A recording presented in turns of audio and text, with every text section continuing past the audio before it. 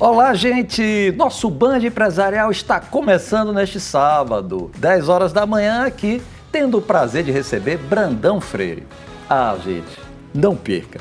Essa entrevista é muito legal porque me motivou e espero que motive cada um de vocês, empresários, ouvintes, telespectador. Por quê? Porque a gente vai falar aqui de uma pessoa, advogado, e que hoje resolveu, hoje que eu estou lhe dizendo, 10 anos atrás, ser promovido a ser jardineiro. Pois é, ele é a pessoa, Brandão Freire aqui, que a gente vai estar conversando, CEO da empresa de paisagismo lá na Varanda. Prazer estar com você aqui, bom dia, Brandão. Conta um pouco do que muitos vão pensar, que dizer assim, uma loucura. Mas fala aí pra gente, bom dia. Bom dia, meu querido, é um prazer muito grande estar aqui com você e bater nesse papo sobre um tema tão gostoso e que as pessoas cada vez mais ficam curiosas, né, para poder saber por que uma pessoa larga a advocacia, né, como a gente estava conversando agora há pouco, e resolve empreender no paisagismo.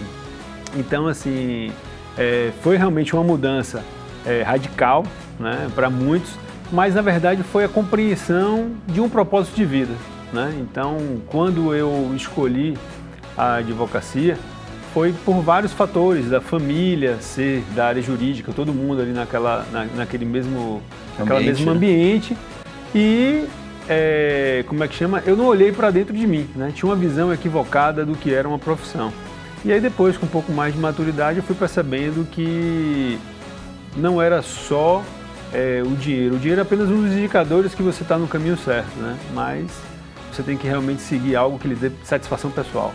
Mas aí vem aquela história. Bom, eu tô andando, tô fazendo o meu direito. Você pegou OAB, inclusive, pelo tempo? Sim, me pós-graduei, fiz mestrado fora do país. Trabalhou, isso Sim. que eu tô dizendo, mestrado fora do país, tinha um escritório da família, Sim. inclusive. Sim. Aí você andou, determinado dia, tropeçou e bateu de cara com uma planta. E aí disse, não, vai ser paisagismo? Não, me fala um pouquinho. Não. Fala pra gente de que maneira surgiu esse site, o que é que despertou? Porque às vezes a gente se envolve tanto só para poder pensar, porque eu vou fazer um papel que é para o telespectador, mas é dúvida minha também, viu? Por favor. Mas eu digo o seguinte, a gente entende, começa a trabalhar tanto naquilo que a gente faz, no seu caso a advocacia, que às vezes não se deixa levar pelos outros nossos desejos, né? O que é que desperta esse outro desejo?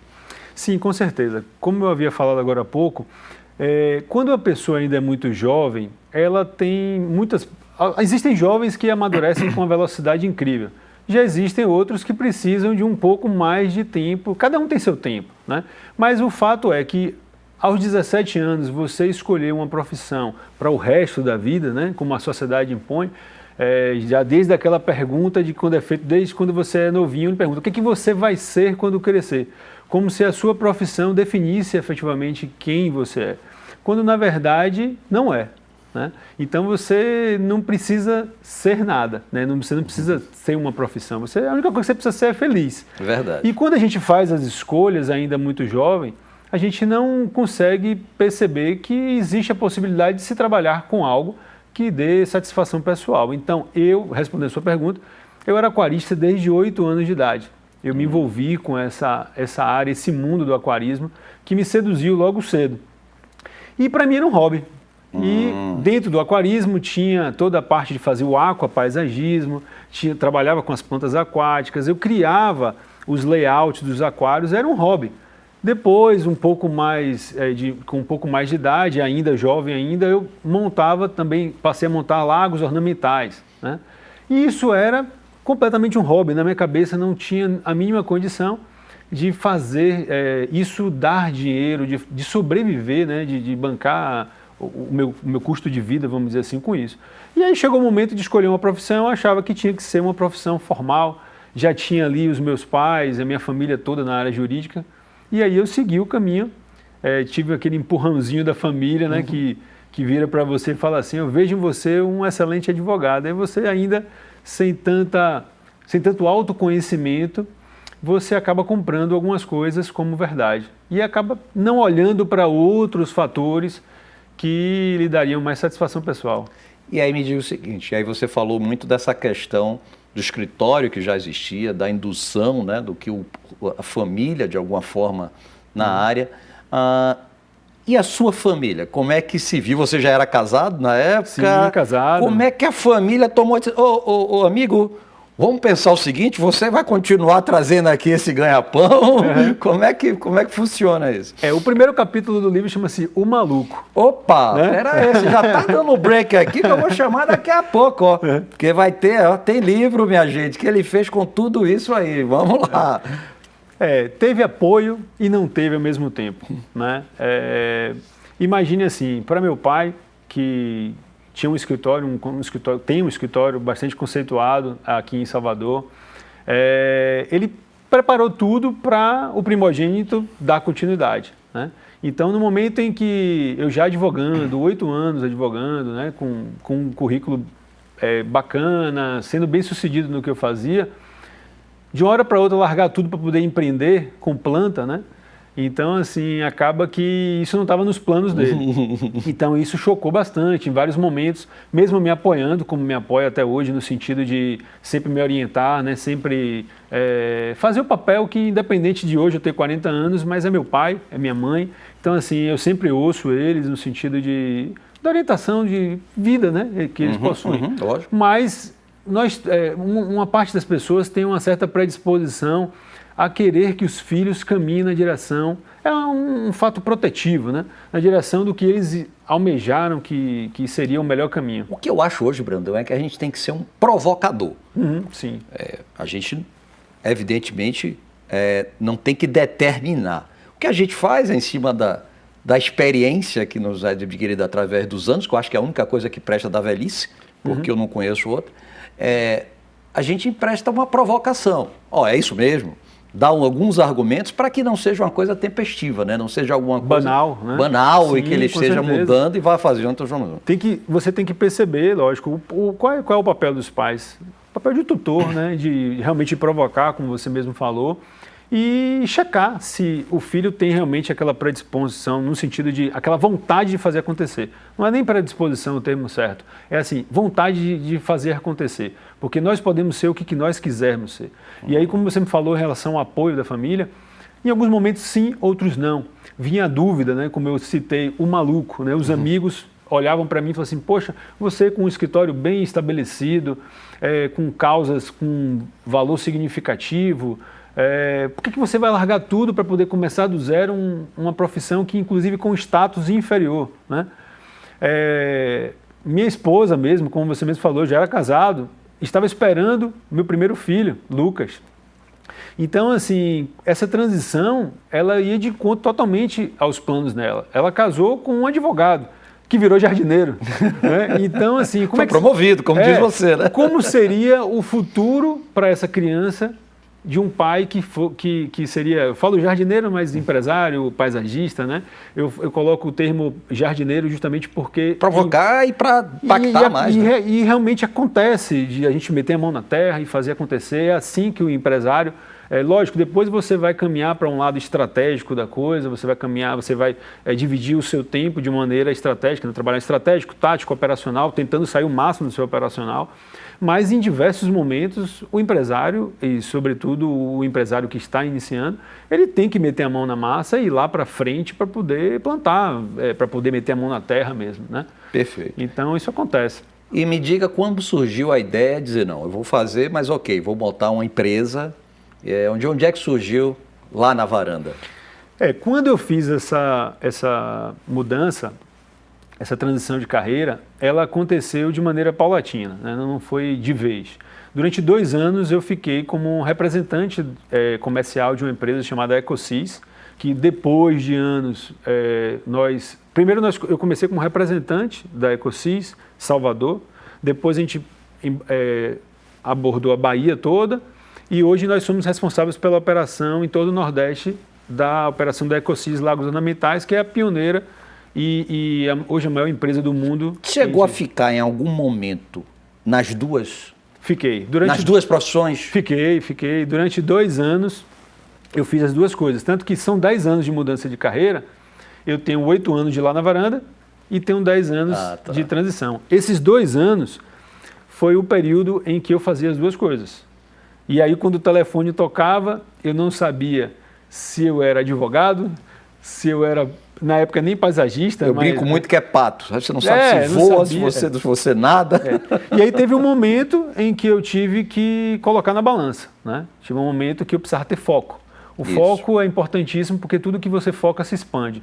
Então, no momento em que eu olhei, uma dava dinheiro e a outra dava satisfação pessoal. Então, eu tive que fazer um planejamento para poder fazer a mudança. E essa mudança foi muito complexa, é o que eu cito justamente no livro, todas essas dificuldades. E eu fiz montei ela na varanda e comecei a empreender em tempo integral. Perfeito. E aí você já falou 2 vezes, eu vou fazer uma apresentaçãozinha um pouquinho antecipada, mas vou fazer, do livro de Brandão Freire, advogado promovido a jardineiro. A compreensão da verdadeira essência e os desafios da transição profissional.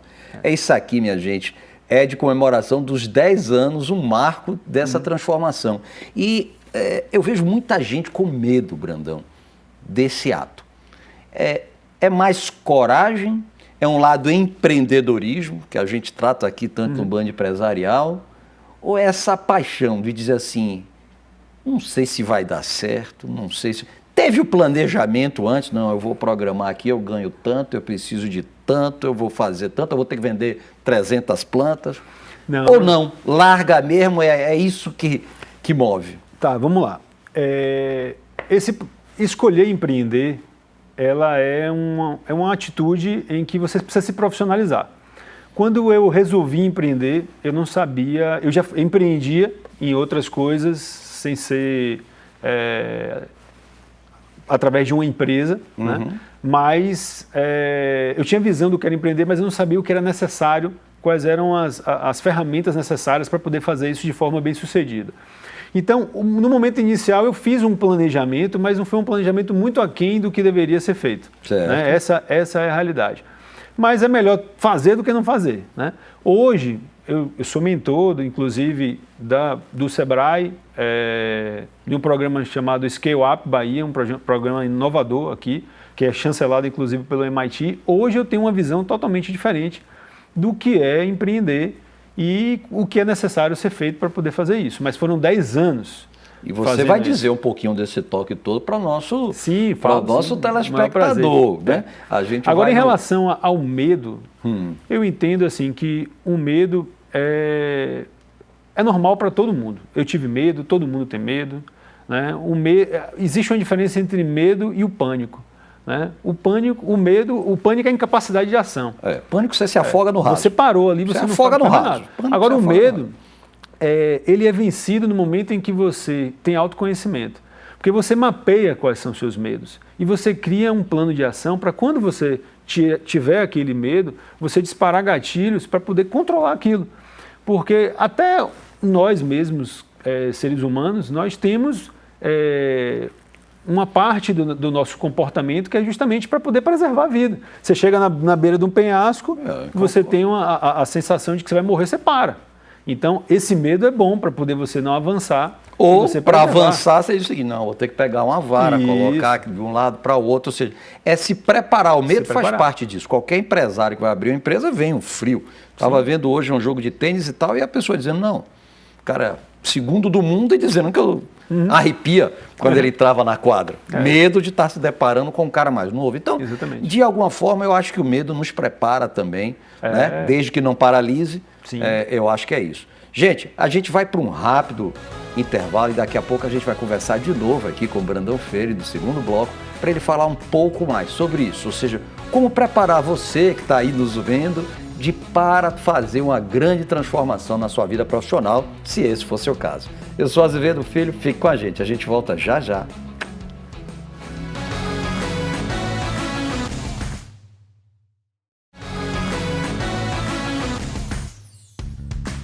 Opa, estamos aqui de volta com o nosso Band Empresarial, tendo o prazer de entrevistar Brandão Freire. Pois é, o advogado que foi promovido a jardineiro. Tudo isso aqui no livro, procura, muito interessante, fala sobre a transformação profissional. Gente, e aí, Brandão, a gente estava conversando aqui sobre essas questões, você disse que está no Sebrae, também fazendo lá uma coisa nova, inclusive lançada recentemente, em que você dá caminhos, uma mentoria, digamos assim, para que as pessoas possam abraçar ou não essa ideia, né? Porque por vezes você diz, não, ó, o caminho é mais duro do que eu posso imaginar, eu vou ficar onde eu estou mesmo e ponto. Fala um pouquinho sobre isso. O Sebrae sempre foi um grande parceiro, né? Presidente aí, manda um abraço, Jorge Freire. Um grandíssimo parceiro, desde o começo. E esse programa, o Scale Up, é um programa inovador, né?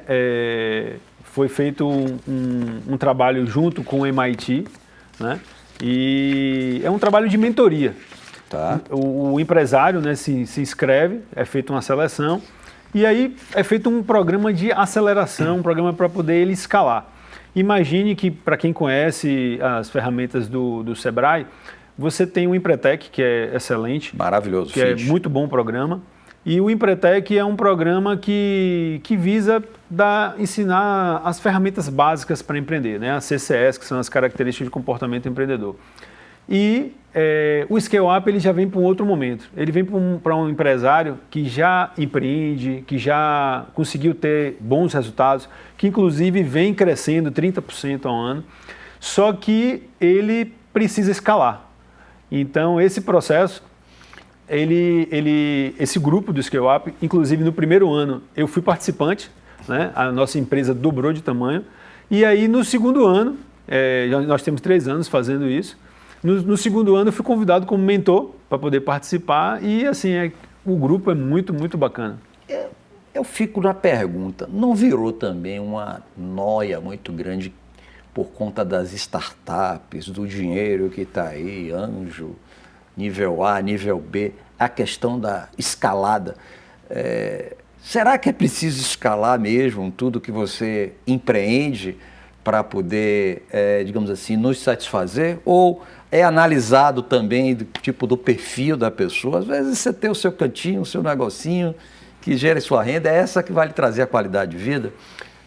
Eu acho assim que você tem que trabalhar todos os pilares da sua vida, né? Você não pode, inclusive é o que eu cito também no livro, essa transição de carreira, ela veio justamente para poder não só meter o pé no acelerador do profissional, mas ter um tempo maior com a família, você ter Perfeito. Qualidade de vida, ter contato com seus filhos, tempo de qualidade, né? Então, assim, quando a gente fala em escalar, a gente não está falando em escalar por escalar, escalar de maneira sustentável, né? No momento em que o empresário ele entende que para poder ele escalar, ele precisa sair do operacional, sair do tático e se posicionar mais no estratégico, né? Trazer boas pessoas para dentro do time, e isso aí, escalar, acaba sendo inevitável, né? Então, empreender é justamente você fazer com que aquele seu sonho, aquele seu negócio ganhe dimensões que você nunca imaginou. Né? Fica esse tempo mesmo. Né? E aí... Mas sempre de maneira sustentável. Sempre. Se você tem um pilar invadindo o outro, você tem que repensar, sem dúvida.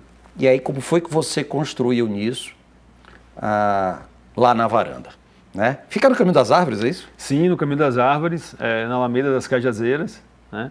É uma casa, uma sede, né? Onde a gente tem showroom de jardim vertical, tem lago ornamental, tem também vários vasos vietnamitas, tem a parte toda de projeto, de tanto consultoria verde como projetos paisagísticos, é uma sede.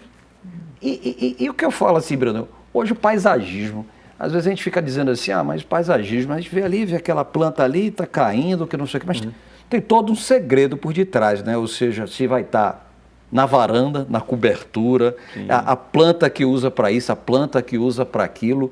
Eu fiquei muito entusiasmado quando eu fui para uma casa-cor, e a parte de paisagismo estava determinante. No mercado imobiliário, que eu milito muito, hoje há uma preocupação prévia, inclusive antes da venda, de preparar aquele ambiente onde vai ser o empreendimento com todo o seu mundo paisagístico.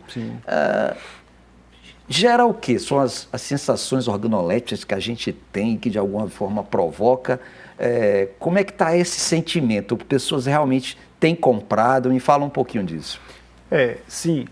As pessoas, boa parte das pessoas, tinham uma ideia de que paisagismo era colocar plantinha para poder ficar bonito. Quando, na verdade, paisagismo vai muito além disso. É criar espaço para as pessoas usando o sistema construtivo que também são as plantas. Digo também são as plantas porque você pode fazer paisagismo com natureza morta. toda vez que você interfere na paisagem, você está fazendo paisagismo. As construtoras, inclusive, falando de mercado imobiliário, começaram a entender que isso era uma tendência. As pessoas começaram a ter um contato maior, ter uma necessidade maior de contato com a natureza. Elas perceberam, a pandemia, um dos grandes, a pandemia, foram muitas mortes, né, estão sendo, ainda tem ainda, mas assim, um reflexo positivo da pandemia é justamente essa visão de que nós somos a natureza. As pessoas, durante esse processo, ficaram dentro dos seus apartamentos, suas casas, e não tinham contato com a praia, não tinham contato com a rua, com árvores, né, os ambientes naturais, os parques, e as pessoas viram que seus apartamentos não os representavam. Então elas sentiram falta desse verde, e aí foi quando as pessoas começaram a consumir mais verde, né? E aí os empreendimentos começaram a mudar em relação a isso. Eu conversava outro dia com um grande parceiro, o Rafael da Civil, e ele dizia o seguinte, né? Ele dizia o seguinte, que hoje, antigamente a verba de paisagismo, ela estava lá um valorzinho pequenininho dentro da tabela. Hoje é uma das primeiras coisas que a gente coloca, por exemplo, tem um empreendimento da Civil que a gente fez o paisagismo e assim, prioridade, toda a parte de design biofílico, os clientes pedem isso hoje. Então as construtoras viram essa percepção. Tem o perfil do cliente, tem uma identificação lá. Se a gente vai estar trabalhando com o cliente idoso, é um tipo de planta. Se a gente vai estar trabalhando com o jovem, é outro tipo de planta. Ou é o ambiente que está envolvido que define. Porque praticamente hoje se faz uma consultoria, né? Hoje já... não dá para eu ir lá na varanda e dizer o seguinte, eu quero essa, quero aquela. Calma, né? Onde é que você vai colocar? Sim. Qual é o seu perfil? Qual é o efeito plástico que você quer alcançar? Qual o volume? Primeiro se cria volumes, quando se faz um projeto se cria volumes. Qual é o efeito que você quer dar? Você quer criar um acesso que é secundário, um acesso principal? Você vai trabalhar um ambiente que você tem crianças, tem cachorros, né? Hoje praticamente o pet virou mais um ente da família, né? Então assim, não pode trabalhar com plantas tóxicas, plantas com espinho, tudo isso tem que ser pensado, né? Os espaços têm que ser pensados para pessoas. E aí você cria volumes para dar efeitos estéticos, para dar sensações nas pessoas. E aí depois que você vai colocar as plantas, você vai transformar esses volumes em plantas. E você tem que pensar sempre naquele espaço ao longo do ano. Quais são os perfumes que ele vai trazer? Quais são as cores que eles vão... Qual é o efeito que vai causar nas pessoas? Então, assim, o espaço tem que ser pensado. E as pessoas, inicialmente... Nós tínhamos um ou outro que tinham essa determinada sensibilidade para poder perceber isso. Outras pessoas não percebiam, mas sentiam a energia do espaço. Eu costumo dizer assim, que quando você conhece uma pessoa, aqui na Bahia se fala muito em energia, né? Então você fala assim, aqui na Bahia se fala assim... Energia e entidade, né? A gente aqui energia e entidade. Se fosse depender da entidade... Na Bahia se fala assim, meu santo bateu com você, né? Na Bahia se fala assim, meu santo bateu com você. O nome disso é energia, é fato. Os ambientes, eles também têm energia. Então, você tem uma disposição, você contratar um profissional para poder fazer a disposição desse espaço, que faça com que essas pessoas queiram ficar mais tempo, isso é fundamental. As pessoas se sentem agradável, o ambiente é agradável. Então, para muitos, o paisagismo, a pessoa não sabe nem do que se trata, mas ela gosta de estar naquele ambiente, né? Ela sente Brandão, prazer. Tá? E aí, Brandão, talvez seja um capítulo aqui que me chamou a atenção, que seria a recompensa, né? Quando as pessoas, digamos assim, a recompensa sua, claro, de você ter feito essa transformação, mas também a recompensa quando você vê um cliente satisfeito com aquilo que foi preparado e como você diz assim, eu acertei, eu mudei, eu apostei, eu fiz a coisa certa, é isso que me dá prazer, que pode não ser o mesmo. Eu não vou citar aqui nomes, mas vou dizer um fato de um executivo em que ele... determinado momento eu marquei de encontrar com ele para um almoço e no que eu fui encontrar com ele no almoço, procurei ele, procurava, porque eu só via de paletó, gravata e não achava, cara. Daqui a pouco me levanta um sujeito de bermuda, jaquetinha, tipo Raul Seixas, sabe como é? Tudo. Cara, que transformação é essa? Transformação eu faço quando eu vou trabalhar. Então você veja o quanto estava duro para ele estar fazendo aquilo que não era... digamos assim, a vontade pessoal e conseguir unir o que ele goste com aquilo que ele de alguma forma estava ali embriagado pela remuneração que ele tinha que ter no final do mês, né? Isso é mais comum do que a gente pode imaginar. Muitas pessoas ficam presas nos seus medos, né? E não têm a iniciativa de dar o primeiro passo. Quantas pessoas, ao final do dia... E o que é que você recomenda para dar o primeiro passo? Vamos imaginar, eu estou insatisfeito. Band, estou insatisfeito. Band empresarial, não, vou ficar mais no Band empresarial. Estou insatisfeito. O que é que determina para eu dar o primeiro passo? Se permita. Se permita no sentido de ir na direção do que você gosta de fazer. Né? No sentido de, como eu ia comentar agora, a pessoa que trabalha durante o dia, mas tem uma vontade de trabalhar com marcenaria. E aí a pessoa chega no final do dia e acaba trabalhando no final de semana. Muitos empreendedores trabalham com a parte de alimentos. Né? Quantas pessoas têm um trabalho e aí em um outro turno, em um outro momento, prepara alimentos para poder vender? Então, assim, na fase inicial, lógico, o ideal é você sempre fazer um plano de negócio, mas é melhor você iniciar com algo, você testar um MVP de uma maneira simples, do que você não dar o primeiro passo, entendeu? Perfeito. O conhecimento, até hoje, você é empresário, eu sou empresário, até hoje a gente está na escola, a gente está buscando curso, a gente está estudando, porque o conhecimento ele é infinito. A gente sempre tem que se preparar, sobretudo nessa profissão que nós sabemos que empreender, né, ser empresário é muito complexo. E eu vou fazer logo a ressalva para não pensar que é brincadeira. Eu citei o Band Empresário, mas ao contrário, amo, e foi mais ou menos assim. Ou seja, nunca tinha partido para estar diante de câmera, nada disso. E a gente, em função disso, em função dessa vontade, em função de ter iniciado de alguma forma, mas tudo planejado, tudo preparado, bonitinho, etc., para que de alguma forma pudesse estar aqui, tendo a oportunidade de entrevistar cabeças como as suas. Pessoas corajosas como você, Brandão, porque não é fácil, ainda mais quando se tem aí um legado familiar, quando se tem quem vai ter que ser criado, e partir para algo novo, algo que naquele momento também não é visto como uma coisa de rentabilidade imediata, tão conhecida, e que de uma forma, sem dúvida nenhuma, traz essa essência do empreendedorismo. Com certeza. Eu vi recentemente uma matéria como é que chama? Da Pequenas Empresas e Grandes Negócios, e falava de um profissional que tinha feito uma transição de carreira. E aí eu fui olhar os comentários, as pessoas comentavam assim, mas ele está ganhando R$5.000 por mês, ele está ganhando isso, aquilo. E aí eu deixei um comentário lá dizendo assim, é o momento dele, ele está começando. Né? Quando eu comecei, eu nem ganhava nada, entendeu? Então, assim, só que o que acontece? Com o tempo, porque assim, quando você resolve montar a empresa, você acha que você vai ficar bem, né? Só que no começo é bem difícil. Depois você vai conseguindo alcançar outros valores.